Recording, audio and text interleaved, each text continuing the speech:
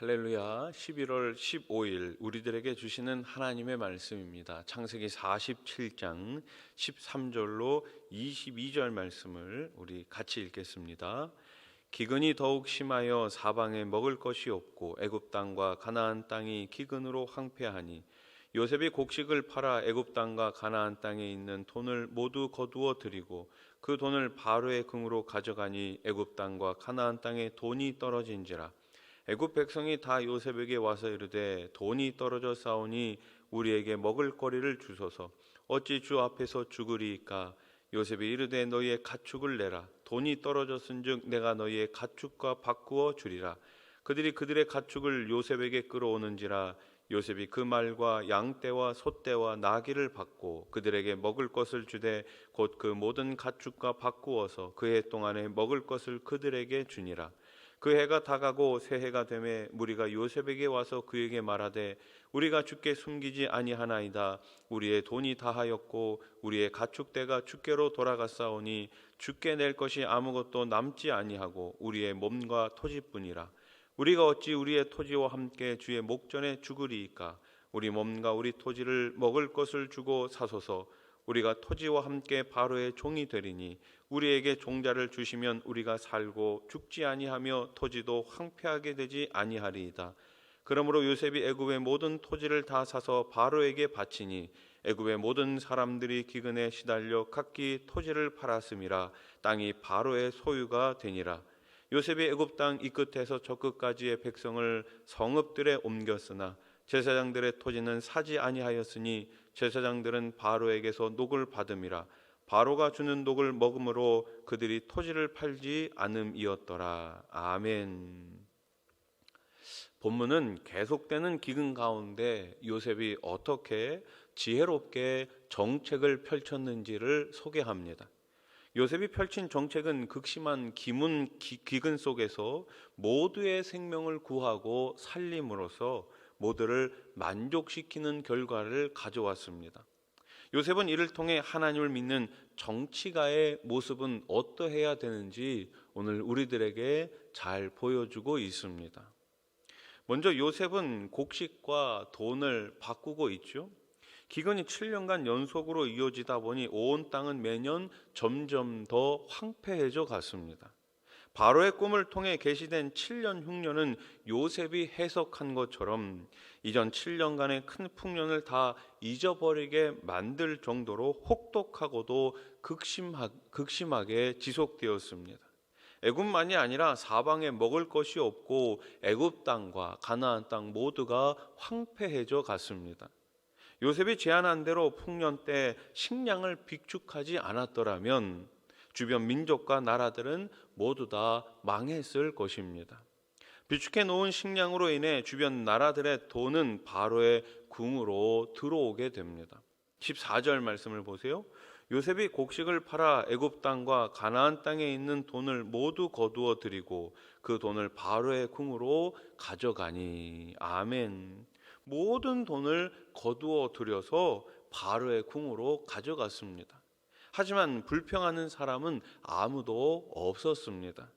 애굽이 비축해 놓은 식량 때문에 생명을 유지할 수 있었기 때문입니다. 요셉은 가족과 애굽뿐만 아니라 주변 민족과 나라에게도 구원자 역할을 한 것입니다. 하나님은 이 역할을 위해 저와 여러분들을 세상에 보내십니다. 성도를 통해 교회를 통해 생명을 살리는 역사, 축복의 역사가 일어나야 될 줄로 믿습니다. 우리는 축복의 통로가 되어야 합니다. 세상을 살려야 됩니다. 세상을 변화시켜야 됩니다. 이를 위해 주님께서 오늘도 저와 여러분들을 부르시고 보내시는 줄로 꼭 믿으시기 바랍니다. 이제 곡식과 가축을 바꾸게 되죠. 기근이 지속되자 사람들에게는 더 이상 돈이 남아있지 않습니다. 기근이 끝나려면 아직 멀었는데 돈이 없어 양식을 살 수 없는 난감한 상황에 봉착된 것입니다. 백성은 요셉을 찾아와 돈이 다 떨어져서 없지만 양식을 달라고 요청합니다. 그러지 않으면 죽게 될 테니 달리 방도가 없었습니다. 그러자 요셉은 그들이 여전히 소유하고 있는 가축을 가져오면 곡식을 주겠다고 말합니다. 보기에 따라서는 요셉이 기근을 기회로 백성의 재산을 모두 갈취하는 악한 관리자처럼 보입니다. 하지만 사람이 굶어 죽게 된 상황이기에 그대로 놔두면 가축 역시 죽게 될 것이 뻔했습니다. 요셉이 취한 조치는 사람과 가축의 생명을 모두 구하는 지혜로운 길이었지요. 요셉은 하나님이 주신 지혜로 자신의 위치에서 최선을 다해 생명을 살리는 역할을 잘 감당했던 것입니다. 이제 마지막으로 곡식과 무엇을 바꾸나요? 토지를 바꿉니다. 해가 지나자 가축도 남지 않은 극한 상황에 이르릅니다. 사람들은 이제 자기 몸과 토지밖에 남지 않았으니 자기들을 종으로 삼고 양식을 달라고 요셉에게 부탁합니다. 그러자 요셉은 토지를 모두 사서 바로의 소유로 삼았는데 고대 전체 왕국 체제에서 그것은 토지 국유화를 의미합니다. 그런 후 백성을 성읍 여러 곳에 분산시킵니다. 토지 공개념을 토대로 강력한 계획 경제를 실시한 것이죠.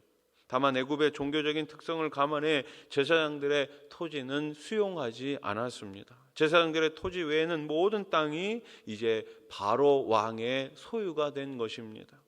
모든 백성이 애굽 왕실의 소장농처럼 전락해 버렸다고 비판하는 사람들이 있을 수 있지만 모든 사람이 이제는 각자 생존을 걱정하지 않아도 되는 상황을 맞이하게 된 것입니다.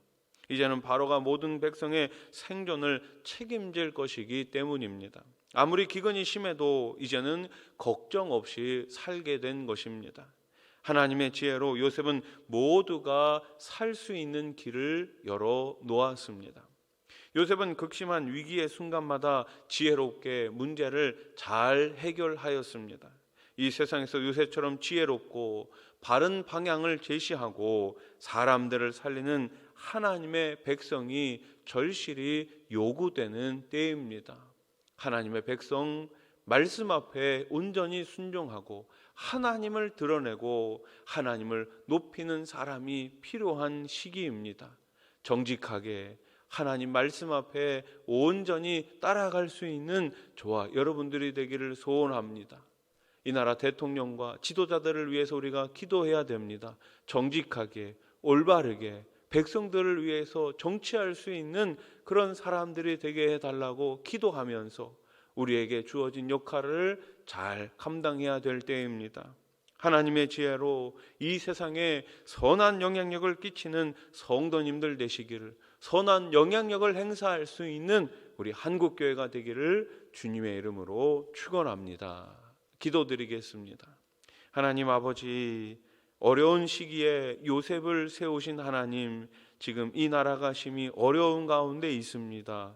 하나님 아버지, 누구를 세우셨습니까? 우리 믿는 자들을 세우신 줄로 믿습니다.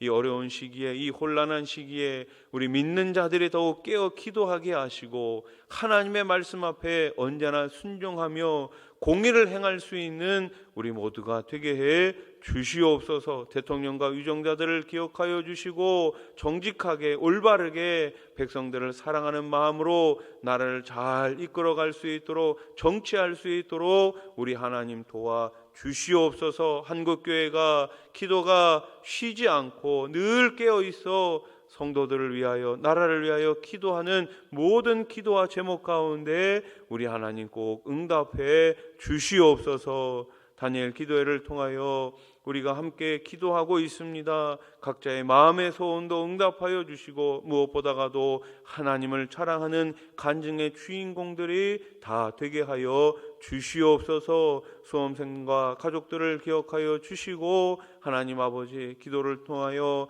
좋은 결과 순종으로 아버지 하나님 기대하게 하시며 하나님 앞에 영광 올려 드릴 수 있는 이번 수능 시험이 되게 해 주시옵소서. 예수님의 이름으로 기도드립니다. 아멘.